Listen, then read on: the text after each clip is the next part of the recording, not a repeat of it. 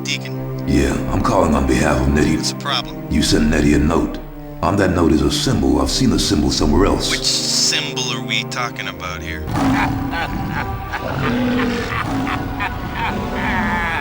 The time is at hand! Holy shit. There's a word. A name written next to it. Morteth. Wanna come play with me, Shadow Man? It all depends on what the game is. Ugly. The rules are very simple. You either surrender to me here and now in the dark glory of my recreant vault, or you die. And where else did you see this symbol? On the guy's head. Is this guy dead? Johnny, are you okay? Come see. Mike, get away from him! What the hell's happening here? And behold the pale horse, and his name that sat upon him was death, Protect and the hell face followed and with them. burns the cabal of the Esprit that rises! Be gone! Nettie's managed to keep him alive, but she says there are powers at work here that she don't understand. Holy shit! Ты думал, что убив моего родненького Григори, сможешь спасти свою поганую шкуру? I don't know what you're saying, but it doesn't sound good. Я получу наслаждение твоей death! I understood that well enough. The darkness is you. I'm well aware of that fact. Notice how the cold, dank bleakness of the grave unfurls with You you. ain't listening to a word I say. Its grey fingers curling around the soft, warm thrum of your beating heart. That's the trouble with you people. Death comes quick. You never listen, which is why I'm gonna have to make you listen up, asshole. It's not entirely voodoo, were her exact words. Do you know who put the symbol on the guy's head? Boker, name of Morte, his thugs did it. Johnny! What the? Hey! Welcome home, honey. What is this shit? This shit's the beginning of the end. You've seen the sign in the sky. It's a message, Shadow Man. A message from the Boker. Papa Morty. Babylon's gonna fall and you're falling with it. Go to the cemetery on Lafayette Street, the Cimetière Clemel. Make sure you aren't followed. Go into the cemetery and take your place among the angels. I guess I'm looking for some angels so I can take my place among them. Like the man said, that's it. My place is among the angels. You're the guy I spoke to on the phone, Nettie's walker between the worlds. That's me. You're Thomas Deacon. So, Thomas, how'd you get to be so vertically challenged? How did I lose my legs? I got thrown against the wall by a demon called Samael. Over there, Deacon. The Codex. Got it. What the? Gabe! Oh, Jesus! The time has come, my little friends, to pay the price for your betrayal. Gabe! Nice try, little man. But not nice enough. Come to me, you son of a bitch! Shit! So it ends, Thomas. And soon in the skies the star will brightly shine. The Lord is my shepherd. I shall not want. Oh yeah, cause you're the guy with a demon obsession. The correct term is Grigori Sephiroth. Your friend, the one with Morteth's symbol on his head. How's he doing? He's doing okay, but he ain't my friend exactly. Nettie's one smart mambo. She'll make things right. But it won't be easy. There are forces at work here that are far greater than mere Loa. The star Wormwood is ascendant, and now Morte, or should I say Morteth, can show his true face. You think this Morte guy's a demon? I don't think, I know. Morteth is Grigori Sephiroth. The mark on your friend's head is his mark, one of the 7 signs of evil that herald the Armageddon. Do not trust the creature that calls itself Deacon. Think on that, Shadow Man.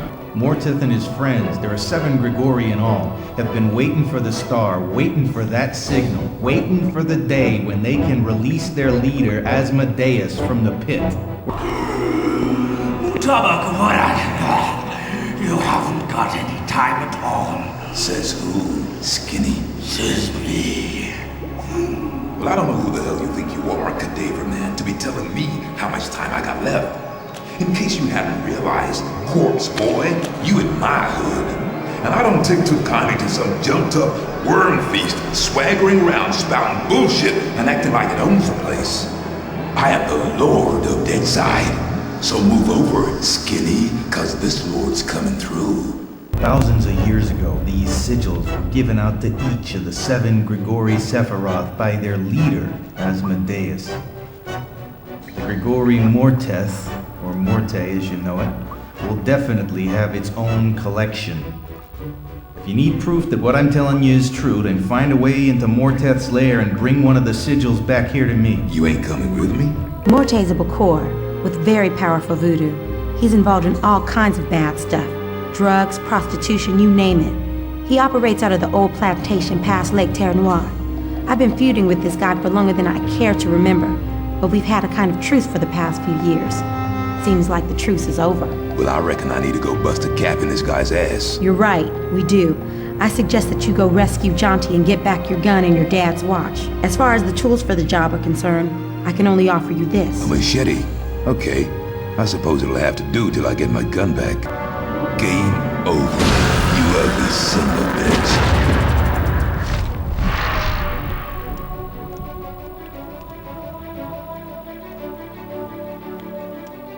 Messy.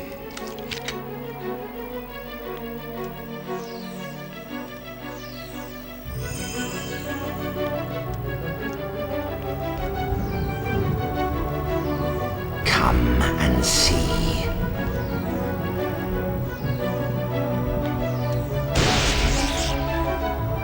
By the first power of the serpent that crawls on its belly in the dust, I call on you, great Morteth Grigori Sephiroth, to open the way.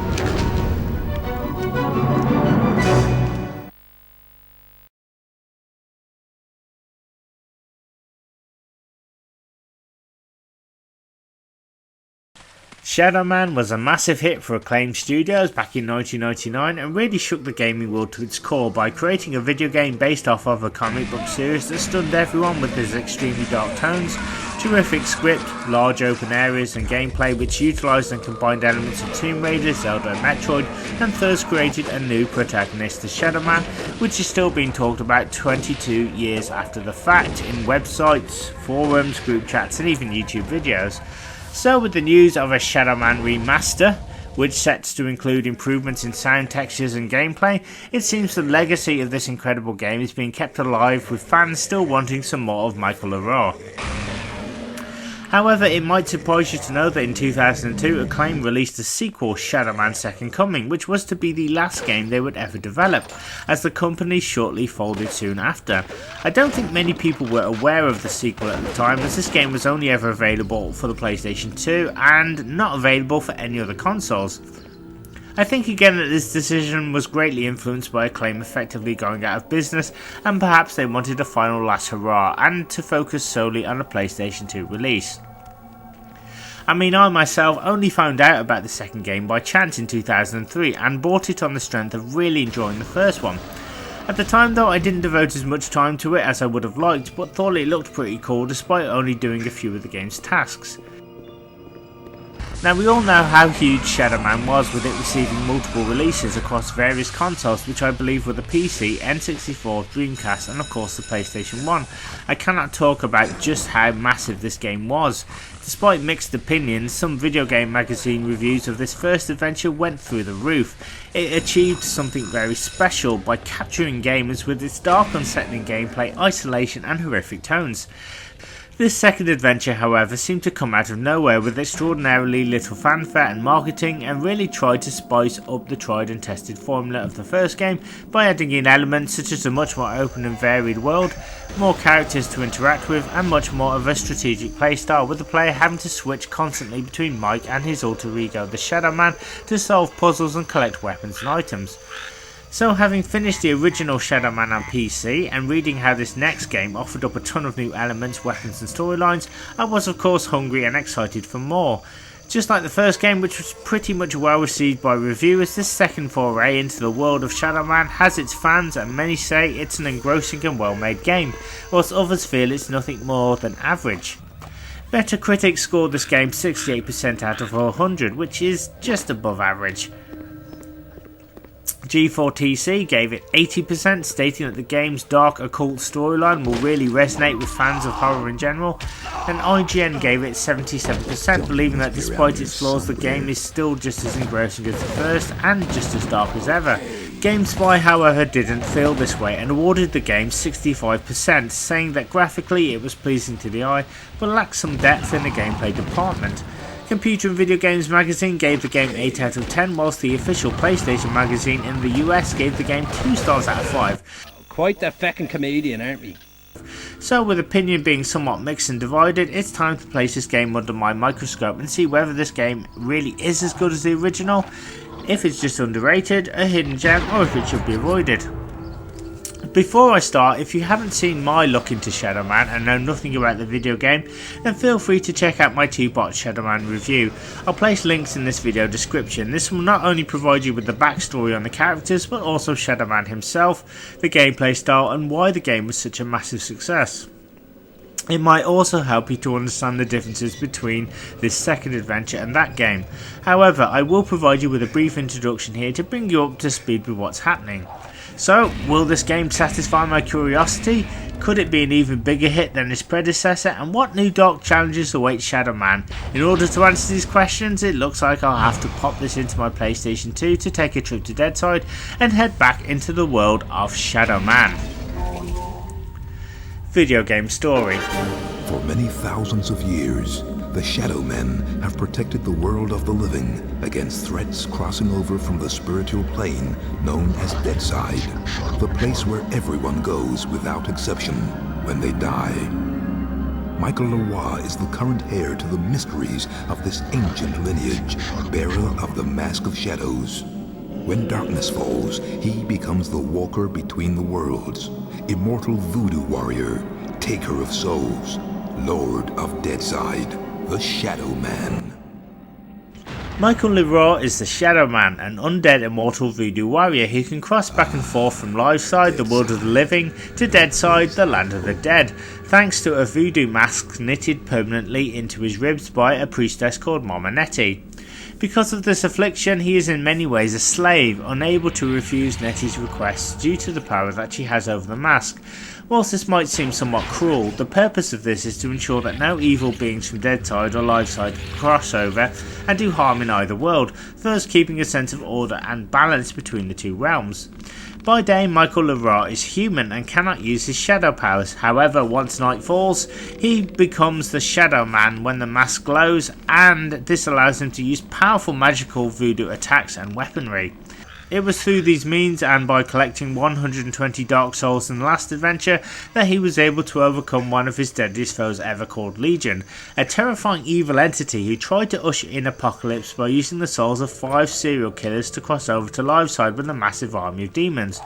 Not only did he send Mama Nettie a prophetic Deadside dream heralding his intentions, but he also tricked her into ordering Shadow Man to go and collect the Dark Souls across both worlds. At the same time, Legion also took the form of Luke, Shadow Man's deceased younger brother, using this to manipulate him to carry out his wishes. Legion knew that he couldn't reap all the Dark Souls himself, and so he hoped that while Shadow Man would take all the risks and collect the souls, Legion would simply be able to take them from him in a climactic final confrontation. However, after a massive battle, Shadow Man was able to defeat Legion and stop the invasion from happening. Unfortunately, Shadow Man was now trapped in Deadside, as his means of travelling to both Liveside and Deadside was achieved by using his younger brother's teddy bear. Before the fight, Legion once again pretended to be Luke and Shadow Man handed over the bear. Legion then proclaimed that now he had the bear, that there was no way he could go back home. After being trapped in Deadside for a long time, Shadow Man had accepted his fate that he may never return back to Liveside. However, the bear which allows Shadow Man to travel back and forth has now mysteriously reappeared in this dark realm and will finally allow Shadow Man to travel back to Liveside. However, once he gets his hands on the bear, However, all is not well. After returning to his hometown of Louisiana, Michael learns that a new threat has now inhabited both worlds, these being the Grigori.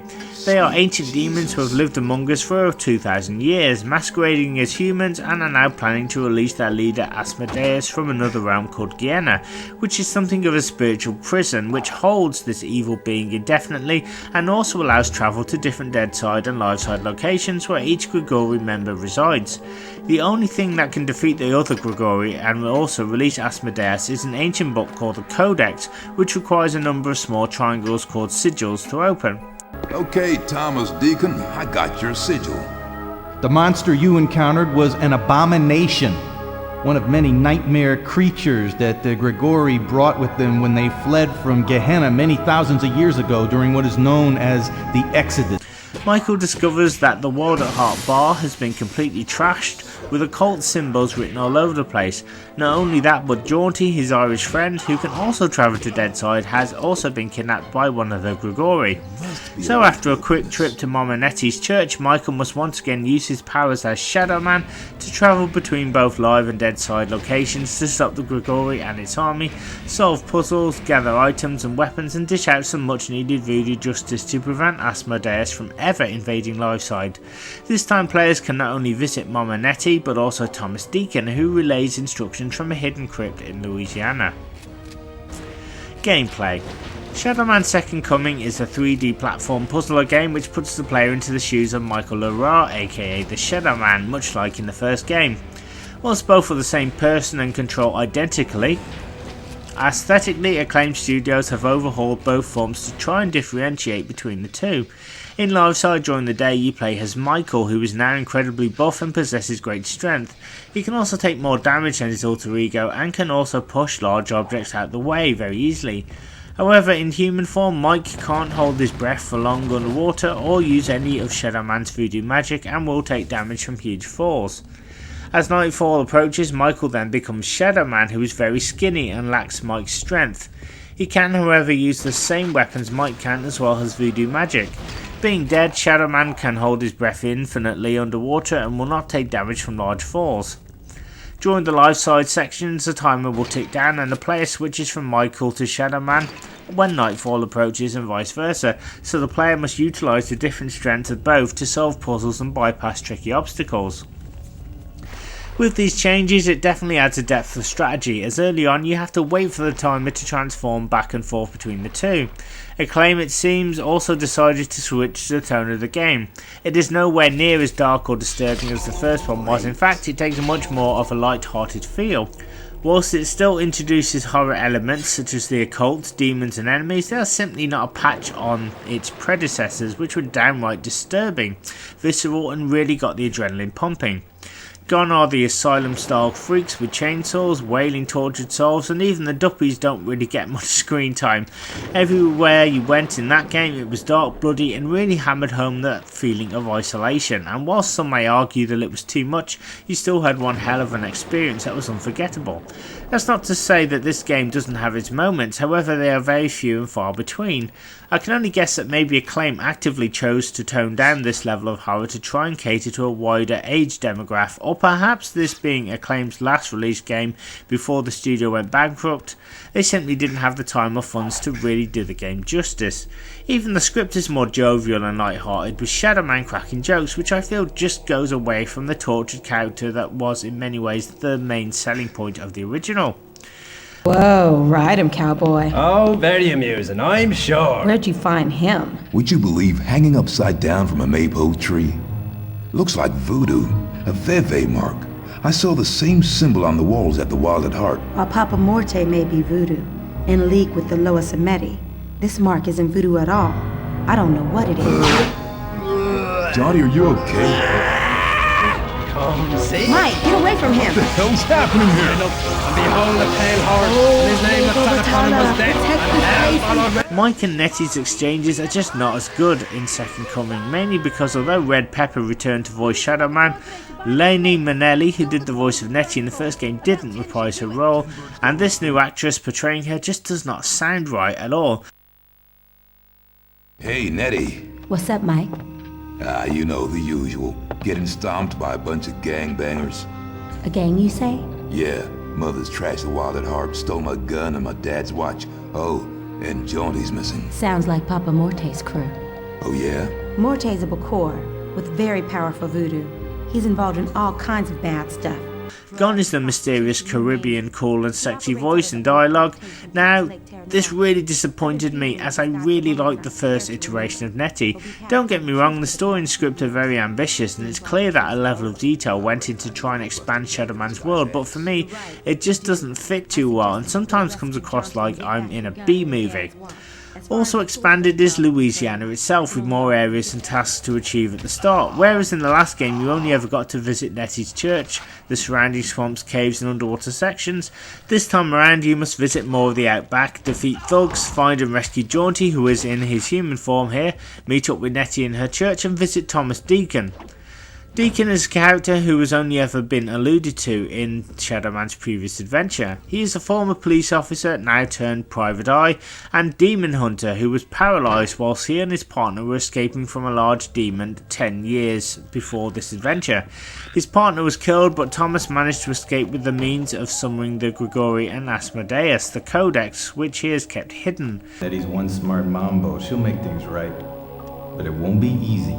There are forces at work here that are far greater than mere Loa. The star Wormwood is ascendant, and now Morte, or should I say Morteth, can show his true face.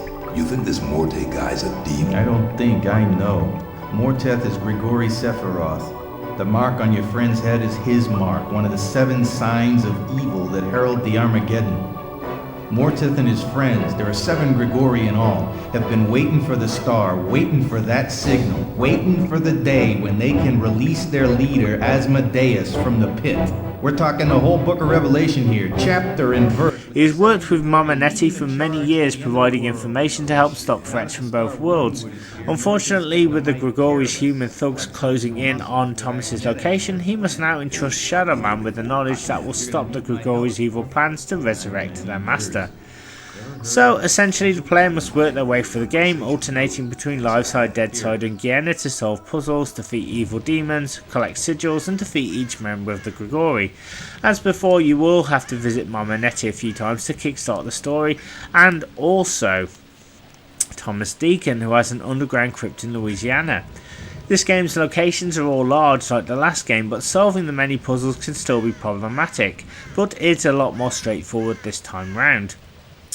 The game does throw you a few hints when you come across a closed area that you need to get into, so it's in nowhere near as arduous or isolating as the last game, as now there is structure in many of the locations you need to visit.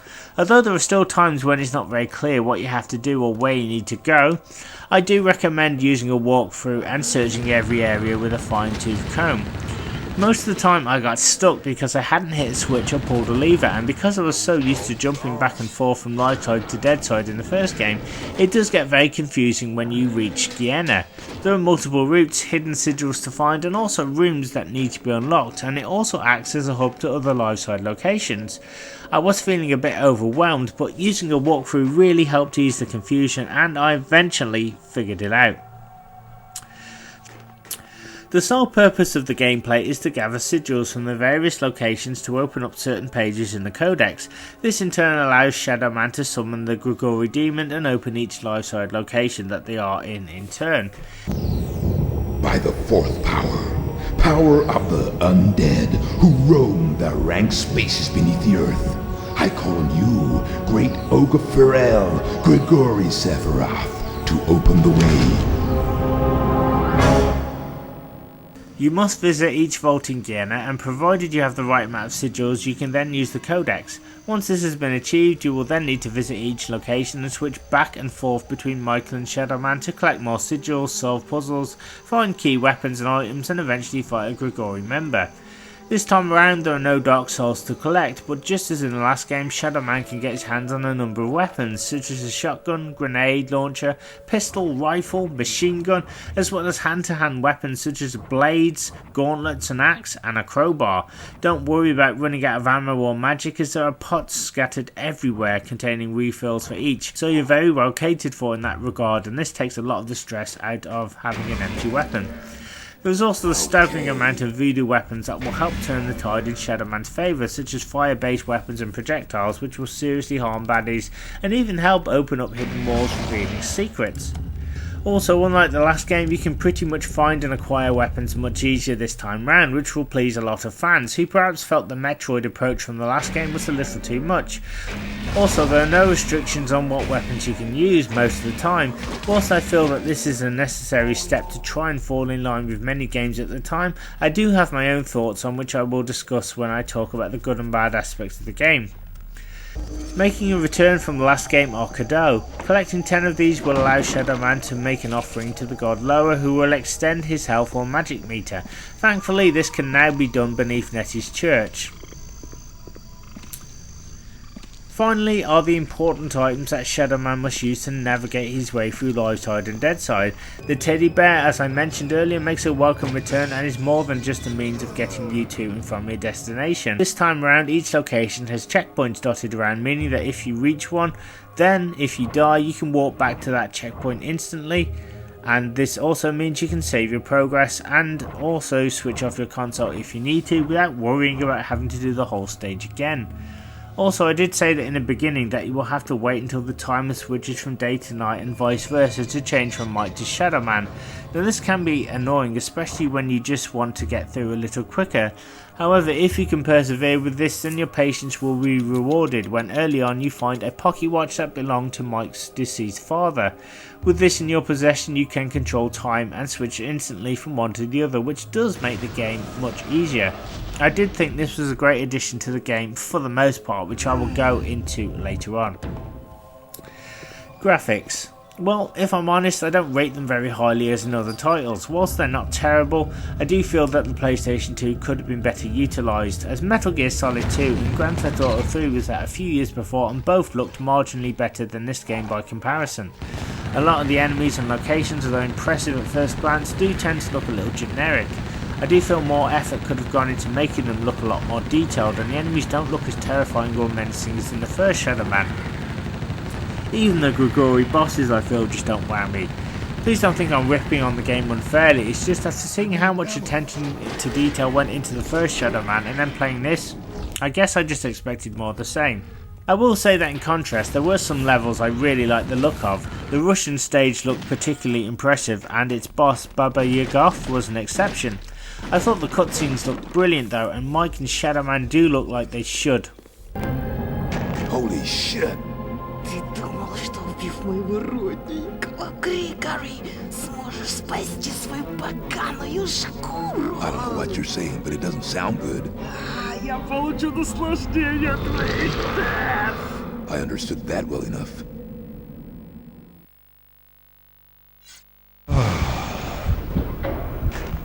The changes to the character models I think was a nice choice and helped distinguish one from the other. Also, I really liked the Duppy village in Deadside. It's massive and having to try and work your way to the top was challenging, with the large staircases and blood waterfalls was cool. I guess I kind of wished more locations in the game were given this treatment. As cool as the Duppy village was, I really did enjoy the level set in Ireland. However, as great as that level was, I did encounter a glitch which would sometimes occur. Apparently it's quite common. Sometimes when moving through the level, the game struggles to load up the textures and you get absolutely no detail at all. You can still move through it fine, but it just looks weird. As I said, overall, graphically, it's a real shame because this game has some really great elements in it, and sometimes the graphics just don't fully reflect what I feel Acclaim were intending. It kind of relegates this game to looking like just another PlayStation 2 run-and-gun platform game. Perhaps the developers were in a rush to bring it out, this being the last game and all. I just feel like certain parts of the game look a little rough around the edges, slightly unpolished, and perhaps a bit more could have been done here to make more of a difference. Controls. Well, where do I begin? Shadow Man controls pretty much as you did in the last game. You can jump, roll, fire weapons, climb up, pull levers, swim, and generally do what you could do last time, which is pretty cool. Also, you can now assign 4 weapons to Shadow Man's left and right hands and toggle between each of them to select which ones you would like to use. You can switch back and forth, which took me a few minutes to get used to, but really took away having to constantly visit the menu screens to select new weapons and items. Whilst this is necessary, particularly in the last game, I did find it got a bit frustrating having to do this over and over again. Second Coming is much more refined because the player has a bit more freedom and you can pretty much get by with the same weapons. The menu has also been greatly expanded with items, standard weapons such as guns, strong voodoo weapons and Nephilim weapons which are extremely powerful. Michael can also pick up items which will allow him to solve puzzles and advance the plot. One thing I like about this game is it's so easy to find the right combination of firepower that will work for you. Because the controls remain the same, the veterans of the series will instantly be able to click right back in. Shadow Man still can't jump very high and you have to time your jumps because he won't run and jump from the very edge. This means you must run and jump just before he gets to the edge as he will fall off. There were times when this was annoying, especially in the first game, and whilst I didn't find it a problem, in the first game there was a fundamental reason why it just doesn't work so well in this game. This being the decision for PlayStation 2 games to fully embrace the twin analog sticks. Now I will admit I'm not a huge fan of using analog sticks in video games. I can get by in some games using them no problem, but just prefer the D-pad if I had the choice. I understand that analog sticks are pretty much more commonplace nowadays with gaming, and whilst I can get used to them, I do understand that there are gamers who prefer them and probably feel that the D-pads are outdated and uncomfortable. Shadow Man Second Coming again fully embraces the analog sticks and does not support fans of the D-pad, so I couldn't use the D-pad even if I wanted to. Now I can get by in this game and use the sticks for the most part, but it's just that the control style of Shadow Man here does not match the use of sticks when trying to make tricky jumps necessary for progression. I found it very hard to steer Shadow Man as the sticks are way too sensitive, and this would see me falling down time and time again. I found this to be a real issue in Ireland. There's a part in the middle of the level where you have to navigate this huge tower by doing a series of running jumps. No matter how careful I was, I just kept slipping off and having to climb all the way back up again. No joke, it took me the best part of half an hour to do just what should have been a simple series of jumps. Or when having to walk on balancing beams, it just wasn't fun at all, and none of these parts felt like a necessary stepping stone to the next part of the level, but rather a painful, frustrating endurance. As I said, this problem was present in the first Shadow Man game when using the sticks. Again, on the PC version I was able to use the D-pad, and that's why I only rated the controls as being somewhat of a minor annoyance in that game. Combat is not that bad however and controls pretty well, so I had no issues with that aspect of the controls, and even moving around generally is pretty good, but because of the freedom the analog sticks provide, I had real trouble lining Shadow Man up to climb ladders, as often he would not walk in a straight line. I will say though that for some reason early on when in a combat situation, in some sections of Louisiana the game switches to a top-down view.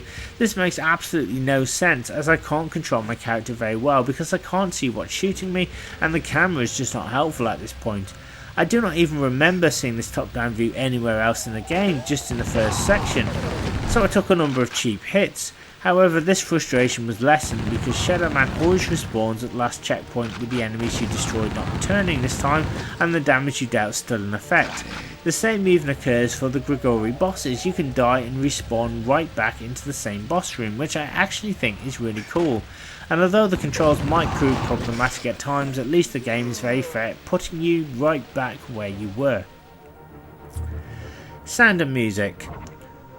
While the familiar Shadow Man theme returns, it sounds a lot more grandiose and epic this time around.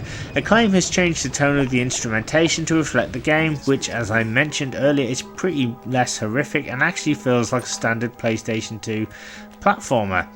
In fact, many of the tunes are much more action orientated, as most of the time I feel like I'm in a Schwarzenegger movie blasting continuous waves of baddies. To be fair though, the PlayStation 2 was jam-packed full of action style games, and so I can see why the developers decided to go in this direction. There are some somewhat mysterious tunes to be found. I did like Louisiana's laid back but also slightly mysterious music, and Russia was an especially standout track for me. It pains me to say this, but most of the score composed is somewhat forgettable. Don't get me wrong, they are serviceable, but they just failed to grip me this time round. I hate constantly having to make comparisons to the first game, but I miss the Live and Let Die atmospheric tunes and sound cues, as well as the playroom sounds in the Asylum and the themes in Deadside. The sound effects are however really good. We get some recycled sounds in the first game, and this is no bad thing as it helps to re-engage with the Shadow Man character. There's also the familiar sound of the almighty Shadow Gun, which you can charge up to full effect here, as well as melee weapons which give a huge crunch when used on enemies, and the sounds of gunfire and voodoo weaponry are all very pleasing to the ear, which is a good thing because baddies come at you pretty thick and fast here, and despite not looking as fierce, they do sound great to me. Okay, as always it's time to look at the final boss and video game ending. This next part will contain spoilers, so if you don't want to know what happens then please skip ahead to the next section. I will give you some time to do this.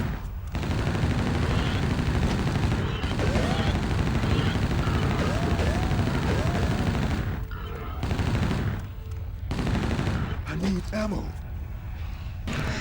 Video game ending. Okay, so this is where things get really confusing. I will be honest right from the start by saying I got really stumped at this point.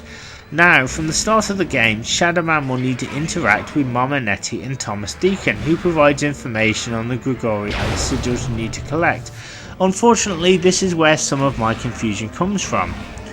I will try and be as clear as possible here, as it can get really complicated. Alright, I'll start off. Here we go.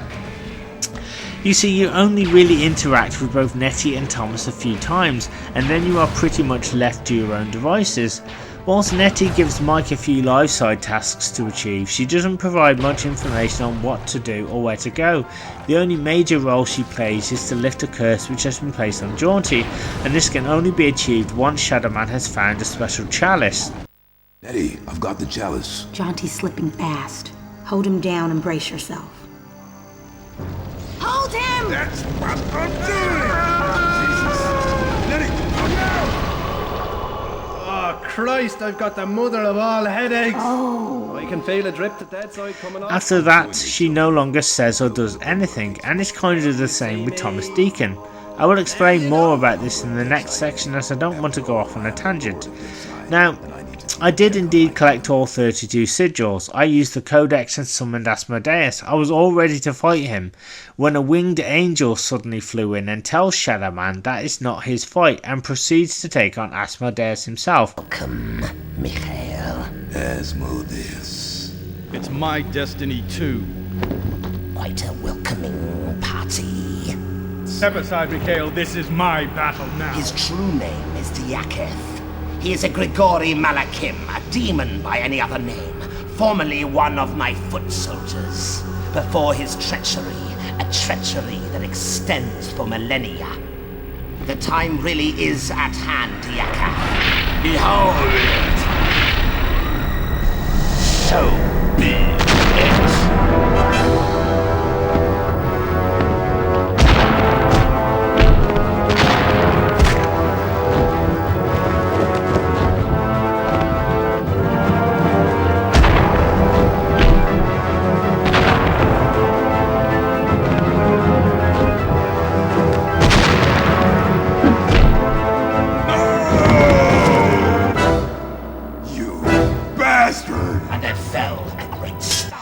Now, the problem with this is it comes entirely out of nowhere.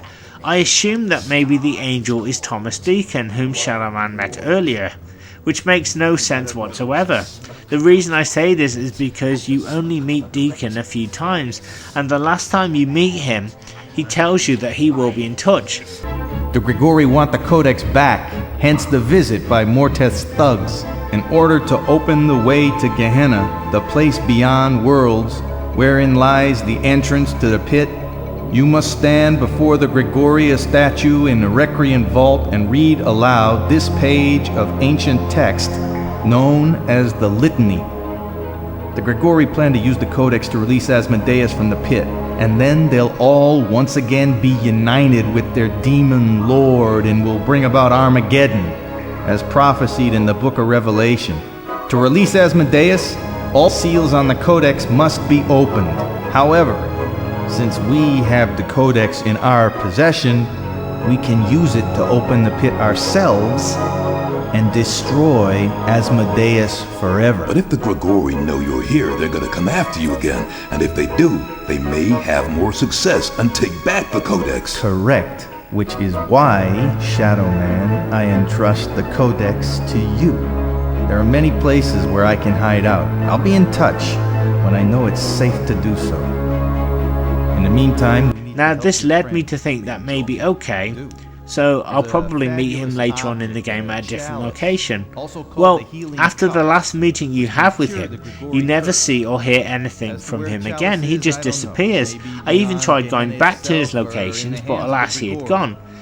So you can see my confusion. At the end of the game, this angel shows up and tries to defeat the big Grigori boss, but gets flattened. It looks like Deacon, but there's no reference to the fact that it's him. All Asmodeus says is that this angel used to be one of his soldiers, so you can see why I'm really puzzled here. It would have been nice to know if this is indeed Deacon, or have met this angel earlier in the game to build up the story. Anyway, you go on to fight Asmodeus, who is this huge four-legged demon. You need to blast him, but this is made all the more difficult as he lunges towards the ceiling and releases little creatures that need to be destroyed before he comes down again to attack you. He uses a few blaster attacks, some of which are quick shots, and one which is extremely dangerous and can wipe old Shadow Man out almost instantly. I will go on record to say that Asmodeus is even easier than Legion was in the first game. I wish there was more to say about this battle, but all you do is you just try and move out of his way. When he decides to use those dangerous projectiles, then use the teddy bear checkpoint when you die. It's payback time, you asshole. Surely we can talk about this. This is for Deacon. Obviously not. And this is for me. I am the Lord of Deadside.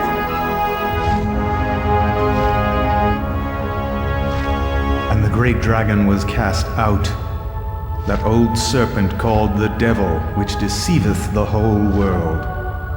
He was cast out into the void, and his angels were cast out. This means that should you die, you can just choose to respawn in the boss room and carry on plugging away. You may die more than a few times, but you will get him eventually. After much blasting, finally Asmodeus is defeated and Shadow Man finishes him off in style. Now if I'm honest, the ending is nothing really anything to write home about, as Shadow Man does his Lord of Deadside speech and the angel character just prophesies about the demon being cast out. Again, no Mama Nettie or Jaunty this time, and this makes no sense whatsoever.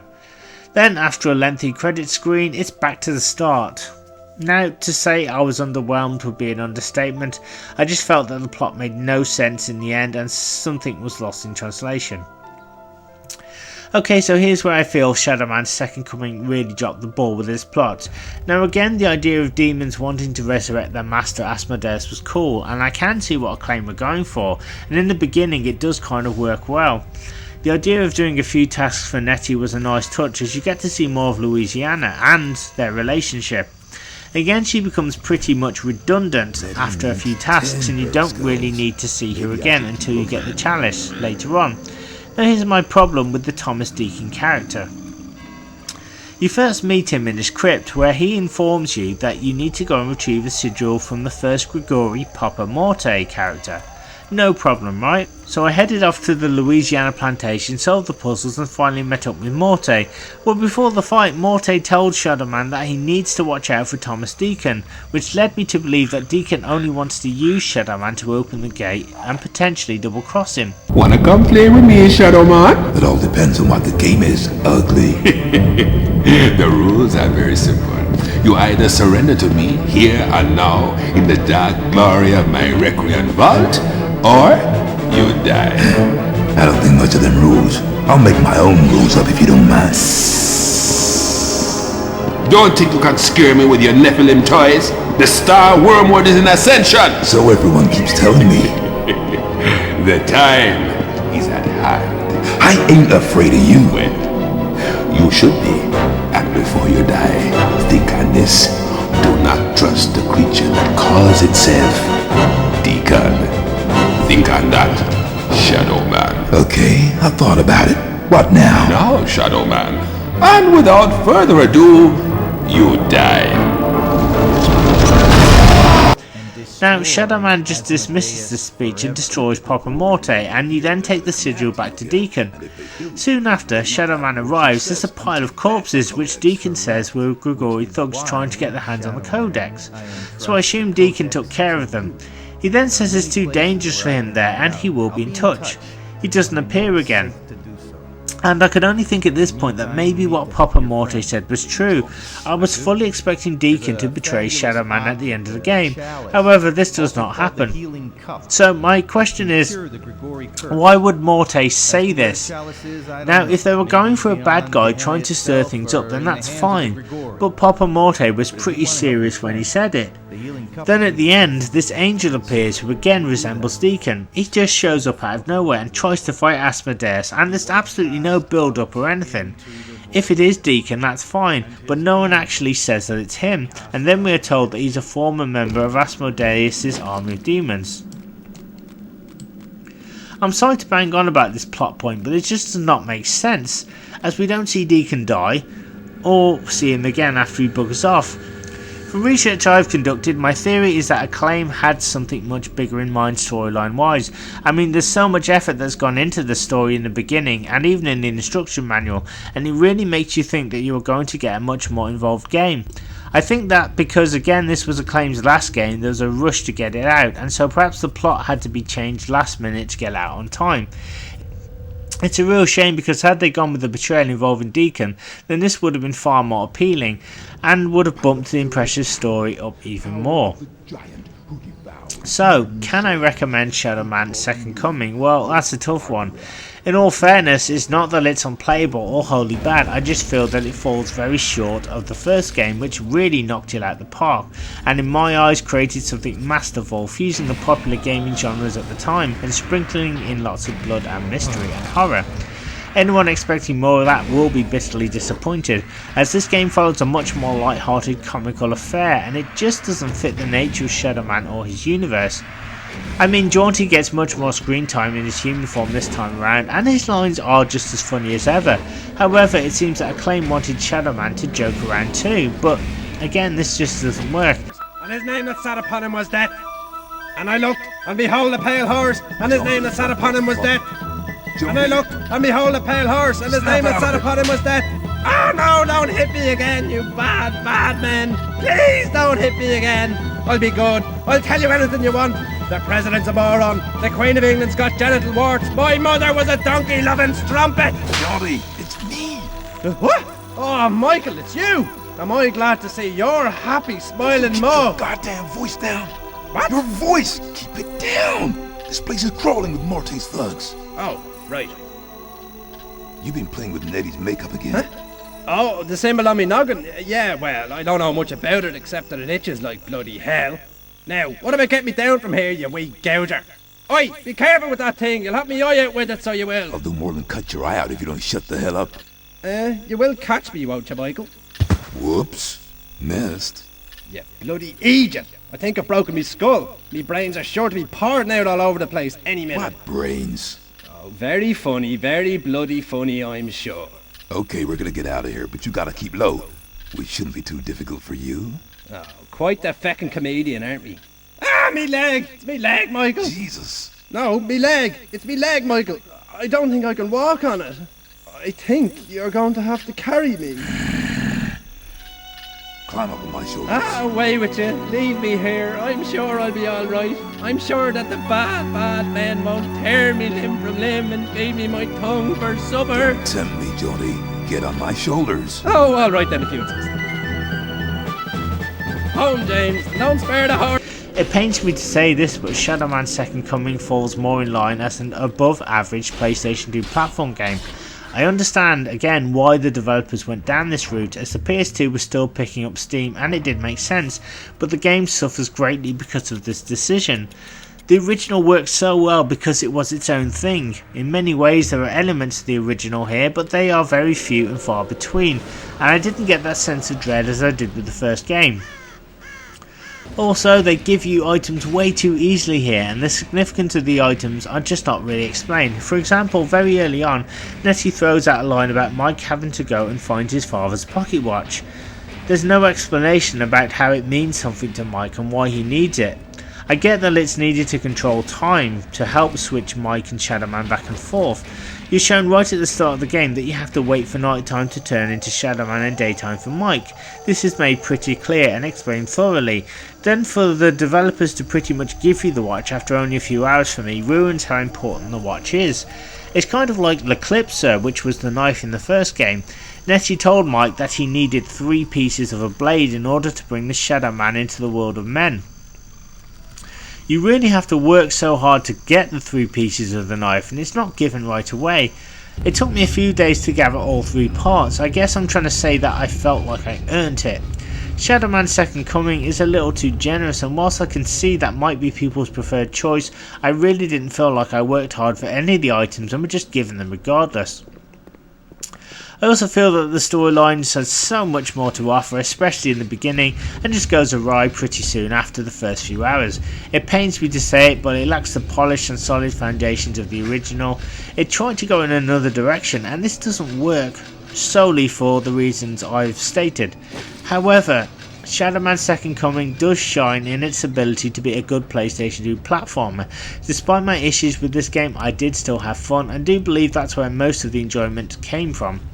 The first game had such big shoes to fill, and in my mind still does. Shadow Man's Second Coming just doesn't do the job, but will provide some light-hearted entertainment and gameplay that will at least satisfy the hardened platform veterans for a while.